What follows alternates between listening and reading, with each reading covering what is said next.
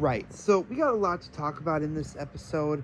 The This is the episode that I've wanted ever since Dobby was introduced. Was the the fight between Dobby and Shoto. So I'm actually recording this on a different device than my phone. So there probably won't be a flashy there there's gonna be a flashy thumbnail, but it's gonna come later today. And there won't be anything like showing up on screen like there usually is. It's just gonna be a blank screen because I can't figure out how to get anything on this device. Anyway, so we're gonna be talking about episode 8. We're gonna be talking about season 7, episode 8. I think it's called Flash Fires or something. So anyway, so the episode starts off with us talking to the guy who I think invented the Nomus, if I remember. He was keeping Shigaraki in this like Bangta tank, like this incubation state from last season, I think it was. And yeah, so we're talking to Dr. Eggman over here, and we find out a little bit more about Dobby and like his story, and then we get a flashback to when Dobby went to that place, the Sunny Side or whatever.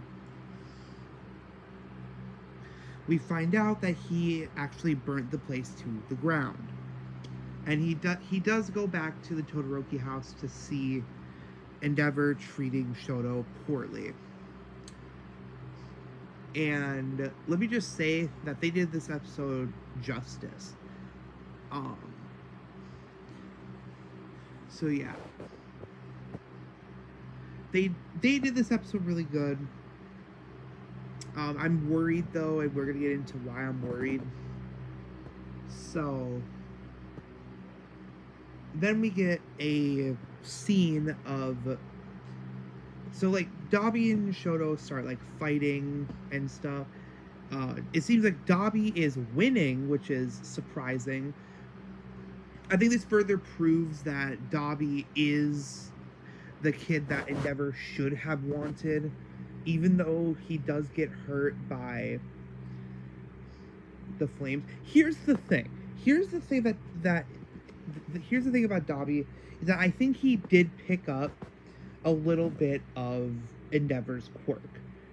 I think he does have fire resilience, because we see everybody else in like the world like dies basically, or is like in the hospital for months and months after feeling Dobby's fire. Even just a little slight touch of his fire, somebody's crying in a coma, or crying for God knows how long. Dobby literally surrounds himself in his fire and is fine. Like, yeah, sure, you could make the argument that he did die basically, or Toya died because of his flames, but I think what needed to happen is that I think Dobby needed to get used to his fire for him to become fire resilient, because realistically, in a realistic sense, if Dobby wasn't resilient to his fire, in all seriousness, Dobby would have died a long time ago. Like, every little use of Dobby's fire would have hurt him really bad. But we see that little bits of his body are fine, which doesn't make sense given the fact that Dobby's not resilient to fire. But if he learned to be resilient to fire, then that makes sense. Because when you look up Dobby's death, it never shows that he's died. It only shows that he, like, Toya died, not Dobby. So, and they always, and the recurring thing is that Dobby's resilience is amazing. Like, the fact he hasn't died yet is, like, near impossible. So it's almost like Dobby can't die, in a way. But anyway, moving on from Dobby talk, I could talk a lot about my mans, but anyway. We move on to Shoto.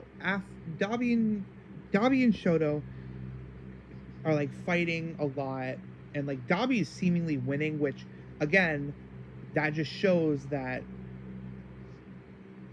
Dobby is basically the child that Endeavor wanted. If Dobby can beat Shoto, which is supposed to be, like, the perfect breed of Endeavor, and fuck, what's her name? The mom, Rei Todoroki. Sorry, forgot the name.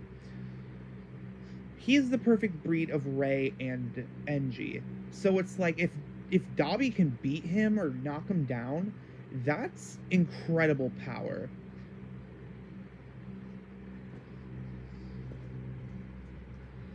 But anyway, so then they're like fighting. Dobby knocks Shoto into a building, and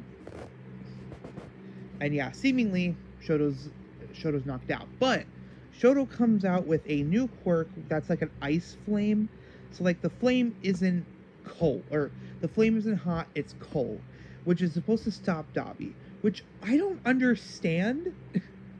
Like, I don't understand how that's supposed to work, but whatever. Not the scientific part. Like, obviously there are cold flames in the world. I'm talking about how a cold flame is supposed to stop Dobby. Like, he's resilient to cold. Did we not forget that? His resilience is cold. And also he's learning to be resilient to hot. So how is this supposed to defeat him? Anyway, so Shoto gets the upper hand and knocks Dobby down. Now, this is what worries me. Because in the comics, I think Dobby doesn't die. I've looked it up. I've tried researching after I finished this episode. I looked it all up about Dobby's death. Nobody gets a clear answer to whether or not Dobby's dead. I'm scared now, because the anime could easily kill Dobby off. But Dobby's a fan favorite. So I don't think Dobby's gonna die in the anime. I'm still worried, though, because they did kill a couple fan favorites. I can't think of any at the top of my head. But yeah, in my perfect world, Dobby gets redeemed and Dobby gets his features back, and then they live a happy, healthy life. Probably not going to happen. But yeah. So I liked this episode. I like the Todoroki centered episodes more, because their lore is a lot more interesting than other characters. Like Midoriya, oh, he was quirkless and ate a hair and boom, powers. Wow, amazing. Bakugo has no lore other than, like, the reason he hates Deku, but, like, that's easily explained.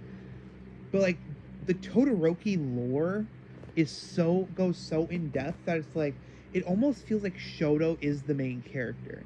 The fact that there's a direct tie to the hero and the villain. When with Dobby or with Deku, unless Deku turns out to be One for All's son, which I don't think so. I don't think that that's possible. One, wouldn't you think that All for One would have known his son? And also fire breathing. We've never seen fire breathing. It would be insane if they somehow looped in that Deku is a Todoroki. Just because, like, the fire breathing, like, I don't know, man. I don't know. But we find out that he's been training for this, and, like, everybody's encouraging him. We saw an ass. We saw a butt, guys. Oh my god, it's rated R. I'm kidding. But yeah. So overall, this episode was a 9 out of 10. It fueled my heart. It fueled my Dobby love. And yeah, so let's see how the rest of the rest of the season plays out. Hopefully, we get a redemption arc for Dobby. But yeah, hope you guys enjoyed. Make sure to like, share, subscribe, turn on notifications, and yeah, see you guys later.